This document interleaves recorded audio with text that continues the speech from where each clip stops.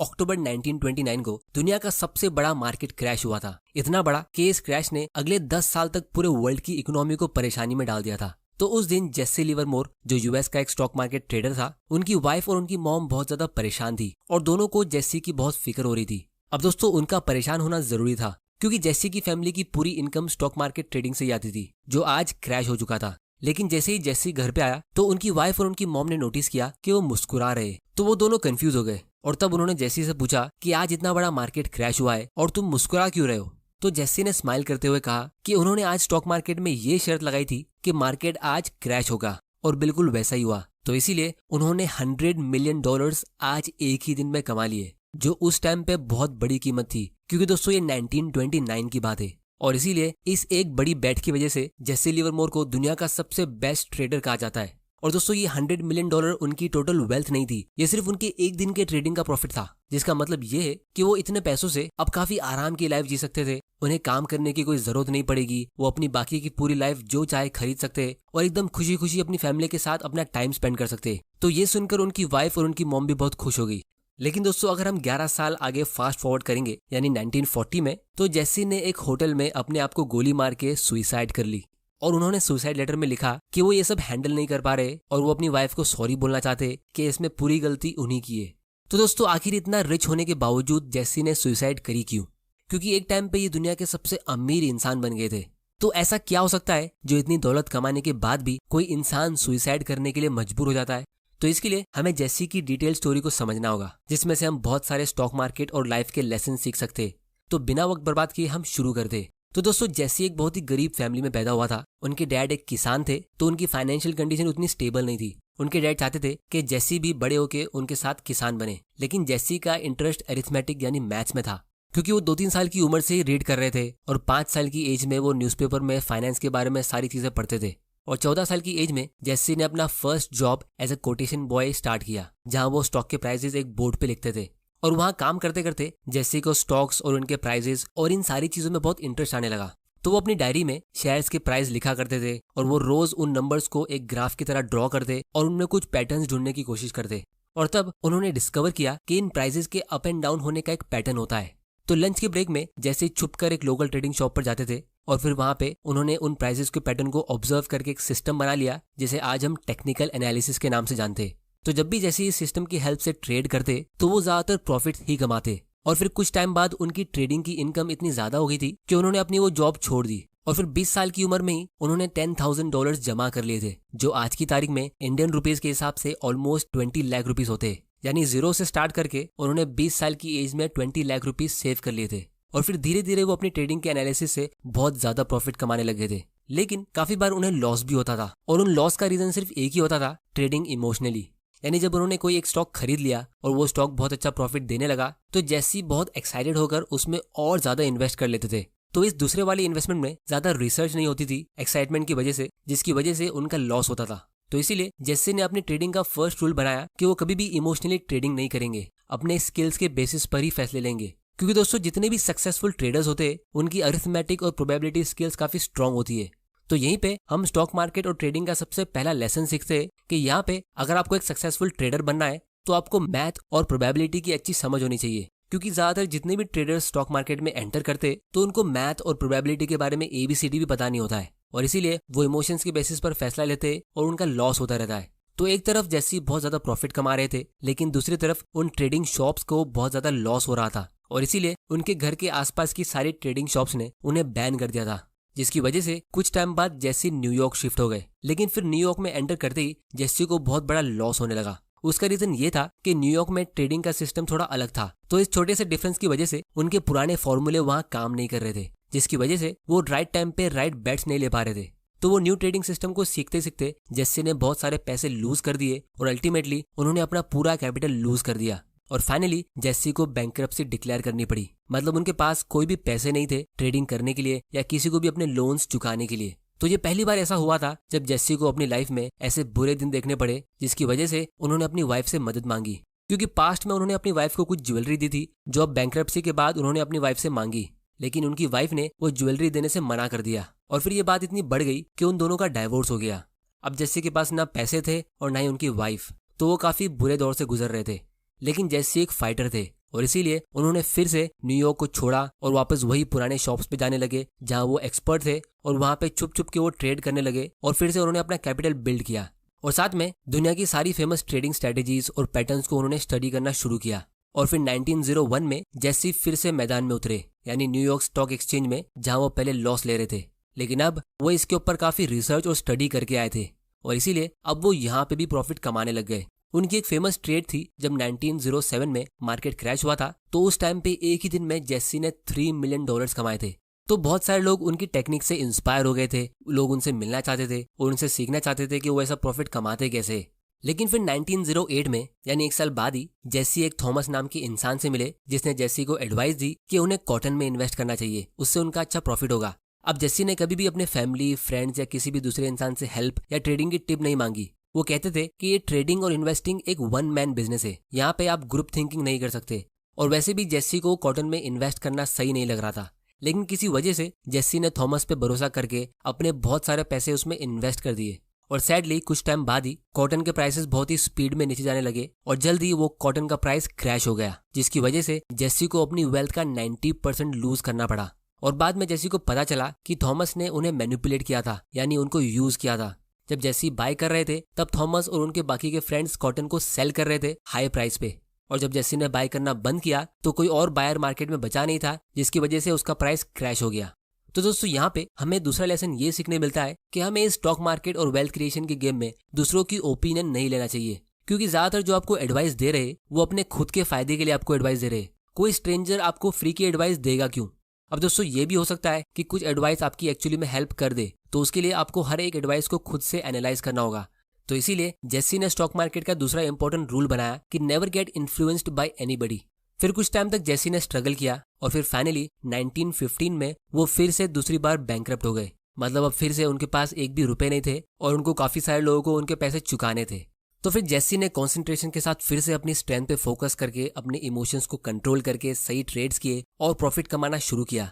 फिर 2 साल बाद 1917 में उन्होंने अपने सारे लोन्स क्लियर किए और अच्छी खासी सेविंग्स कर ली, और फिर उसके बाद वो बड़े बड़े प्रॉफिट्स कमाने लगे, जिसकी वजह से अब हर एक न्यूज़पेपर में उनकी स्टोरी लिखी जाती थी। मतलब वो एक सेलिब्रिटी बन चुके थे। और फिर 1920s में जब यूएस मार्केट बहुत ज्यादा ग्रो हो रहा था, तो आम लोग जैसे टीचर्स, डॉक्टर्स और लॉयर्स भी स्टॉक मार्केट में एंटर कर रहे थे और बहुत ज्यादा प्रॉफिट कमा रहे थे, क्योंकि पूरे वर्ल्ड की इकोनॉमी बहुत तेजी से ग्रो हो रही थी। लेकिन बहुत ही जल्द 1929 में कुछ ऐसा हुआ जिसे किसी ने इमेजिन भी नहीं किया था। जैसे अभी कोरोना वायरस के बाद यानी 2020 के बाद से बहुत सारे इंडियन स्टॉक मार्केट में एंटर कर रहे, तो इंडिया में 20% नए इन्वेस्टर्स की ग्रोथ हुई है।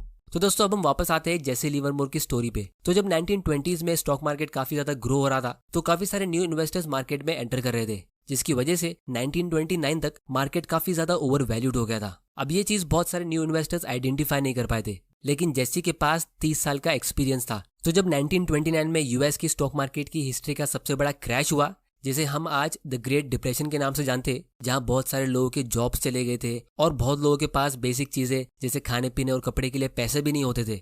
लेकिन जब ये क्रैश होने वाला था, उसके पहले ही जेसी ने ये प्रिडिक्ट कर लिया था कि एक बबल फॉर्म हो गया है, मतलब मार्केट काफी ओवर वैल्यूड है, तो ये कभी भी क्रैश हो सकता है। तो वो मार्केट को काफी क्लोजली फॉलो कर रहे थे। तब उन्होंने ऑब्जर्व किया कि जो करंट मार्केट की कंडीशन है वो 1907 के मार्केट क्रैश की पहले की तरह बिल्कुल मैच हो रही है, यानी उनके पैटर्न्स काफी सिमिलर है। और फाइनली उन्होंने अपनी नॉलेज और एक्सपीरियंस से एक बहुत बड़ी बेट लगाई कि अब मार्केट क्रैश होने ही वाला है, और उस दिन मार्केट क्रैश हो गया। तो जब वो स्टॉक एक्सचेंज से घर पे आए, क्योंकि उस टाइम पे मोबाइल से ट्रेडिंग नहीं होती थी, तो उस टाइम पे लोगों को ट्रेडिंग करने के लिए स्टॉक एक्सचेंज या ब्रोकर की ऑफिस में जाना पड़ता था। तो शाम को उनके घर आते ही उनकी वाइफ और उनकी मॉम बहुत परेशान हो गई। उन्हें लगा कि जेसी फिर से बैंकरप्ट हो गया होगा, यानी तीसरी बार। पर जब वो घर आए तो जेसी ने अपनी मॉम और अपनी वाइफ को बताया कि उन्होंने आज ये बेट लगाई थी कि आज मार्केट क्रैश होने वाला है, जिसकी वजह से उन्होंने $100 मिलियन कमा लिए, जो आज की तारीख के हिसाब से $20 बिलियन होते, या फिर 1.5 लाख करोड़ रुपीस। तो ये इतना बड़ा अमाउंट था कि वो इससे आराम से एक कंफर्टेबल लाइफ जी सकते थे। उनको खुद को तो क्या, उनकी आने वाली 5-6 जनरेशन को भी कभी काम करने की जरूरत नहीं पड़ती थी। लेकिन दोस्तों एडिक्शन एक ऐसी चीज होती है जो किसी भी इंसान को बर्बाद कर सकती है, और जेसी को यही ट्रेडिंग और गैम्बलिंग की एडिक्शन हो गई थी। तो जेसी ने इतना बड़ा प्रॉफिट कमाने के बाद भी अपनी ट्रेडिंग की हैबिट चालू रखी। फिर 1934 में यूएस गवर्नमेंट ने बहुत सारी न्यू ट्रेडिंग की पॉलिसीज रोल आउट की और बहुत सारी ओल्ड ट्रेडिंग प्रैक्टिस को इलीगलाइज कर दिया। तो कुछ स्ट्रेटेजीज ऐसी थी जिसमें जेसी एक्सपर्ट थे, लेकिन अब गवर्नमेंट ने उसे बैन कर दिया था, और इसीलिए कुछ टाइम बाद जेसी को फिर से लॉस होना शुरू हो गया। क्योंकि वो न्यू स्ट्रेटेजी को समझ नहीं पा रहे थे, जिससे उनकी वेल्थ फिर से डिक्लाइन होने लगी। अब क्योंकि वो अपने आप को हारता हुआ देखना नहीं चाहते थे, तो वो और ज्यादा ट्रेड करने लगे। अब दोस्तों, कोई भी इंसान ऐसे टाइम पे अपने ठंडे दिमाग से ये सोचे कि आपके पास करोड़ों रुपए ऑलरेडी है, तो अगर आपको ट्रेडिंग करना ही है तो आप एक छोटे मोटे अमाउंट से ट्रेडिंग करके अपनी हॉबी पूरी कर सकते हो। लेकिन जेसी ने ऐसा नहीं किया, क्योंकि उनका ईगो हर्ट हो रहा था कि उनकी वेल्थ कम कैसे हो रही है, जिसकी वजह से वो बड़े बड़े अमाउंट से ट्रेड करने लगे। और इसीलिए कुछ टाइम बाद जेसी को बड़े बड़े लॉस होने लगे, जिससे उनकी वेल्थ और ज्यादा डिक्लाइन हो गई। और फिर फाइनली 1934 में ही जेसी फिर से तीसरी बार बैंकरप्ट हो गए। मतलब 5 साल में ही $100 मिलियन उनके खत्म हो गए। और इस बार भी उनकी वाइफ से उनका डाइवोर्स हो गया, उनके बच्चे उन्हें पसंद नहीं कर रहे थे और मार्केट में उनकी रेपुटेशन काफी खराब हो गई थी। तो उन्होंने फिर से कोशिश की न्यू ट्रेडिंग सिस्टम को सीखने के लिए और वापस से मेहनत करके पैसे कमाने के लिए, लेकिन उनका कमबैक करना काफी मुश्किल हो गया था। फिर उन्होंने ट्रेडिंग के कोर्सेज सेल करना शुरू किए और कुछ बुक्स लिखी, लेकिन ये सब से वो इतनी वेल्थ बिल्ड नहीं कर सकते थे जितनी ट्रेडिंग करके उन्होंने कमाई थी। तो अब वो काफी ज्यादा इमोशनली वीक हो चुके थे। 1934 से लेकर 1940 तक उन्होंने काफी कोशिश की, जो सब फेल हो गई थी। और फाइनली 1940 में जेसी ने इन सब से थक हार के खुद को गोली मार दी। उन्होंने अपनी वाइफ के लिए एक 8 पेज का लेटर लिखा, जिसमें उन्होंने लिखा कि वो उनकी इस कंडीशन के लिए सॉरी है और वो अकेले फाइट कर करके थक चुके हैं। अब दोस्तों, जेसी की डेथ को 80 साल बीत चुके हैं, लेकिन उनकी लाइफ के लेसन अभी भी जिंदा है। तो आइए अब हम जेसी की लाइफ से कुछ इंपॉर्टेंट लेसन सीखते हैं, क्योंकि दोस्तों हम सब यही चाहते हैं कि हम भी जल्दी अमीर बने और फाइनेंशियल फ्रीडम अचीव करें। लेकिन अमीर बनना और अमीर रहना ये दोनों बिल्कुल अलग अलग चीजें होती है। तो जेसी की इस रियल लाइफ स्टोरी से अभी तक हमने 2 लेसन ऑलरेडी सीख लिए। सबसे पहला कि आपको स्टॉक मार्केट में अपने इमोशंस को अलग रखना होगा। ग्रीड, फियर और एक्साइटमेंट, ये सबसे आपको यहाँ पे लॉस मिलेगा। और दूसरा, यहाँ पे आपको किसी की भी एडवाइस और टिप्स को यूं ही ब्लाइंडली फॉलो नहीं करना है। और तीसरा और सबसे इंपॉर्टेंट लेसन ये है कि आपको यहाँ पे अपने ईगो को साइड में रखना होगा। मतलब अगर आपने कहीं पे अपने पैसे लूज कर दिए तो आपको वहीं से उसे रिकवर करने की जरूरत नहीं है। जैसे बहुत सारे लोग किसी स्टॉक में इन्वेस्ट करते और वो स्टॉक नीचे जाता है तो लोग उसे होल्ड करके रखते कि जब उनका लॉस रिकवर हो जाएगा तब वो उसे बेच देंगे। और इसीलिए कभी कभी वो उन स्टॉक्स को सालों साल होल्ड करके रखते। या फिर अगर आपने कोई एक ट्रेडिंग स्ट्रेटेजी से पैसा लूज कर दिया है, या कुछ लोग फ्यूचर्स एंड ऑप्शंस में अपने पैसे लूज कर देते, या डे ट्रेडिंग में अपने इमोशंस को कंट्रोल कर ही नहीं पाते, तो आपको उसी स्ट्रेटेजी के पीछे पड़ने की जरूरत नहीं है। स्टॉक मार्केट में बहुत सारी स्ट्रेटेजी होती है और आप अलग अलग तरह से यहाँ पे पैसा कमा सकते हो। जैसे अगर जेसी ने 1929 में थोड़ा सा दिमाग यूज किया होता कि अब मार्केट क्रैश हो गया है, सारे स्टॉक्स के प्राइस नीचे जा चुके हैं और मेरे पास $100 मिलियन है और $1 मिलियन से मेरा 5 साल का एक्सपेंस काफी आराम से कवर हो जाएगा, तो मुझे ये बाकी के 90 मिलियन कोई अच्छी जगह इन्वेस्ट कर देना चाहिए, जैसे कोई अच्छे स्टॉक्स में या किसी इंडेक्स या अच्छे फंड में लॉन्ग टर्म के लिए, क्योंकि अब मार्केट क्रैश है तो अब बाय और होल्ड करने के लिए एक अच्छी अपॉर्चुनिटी है।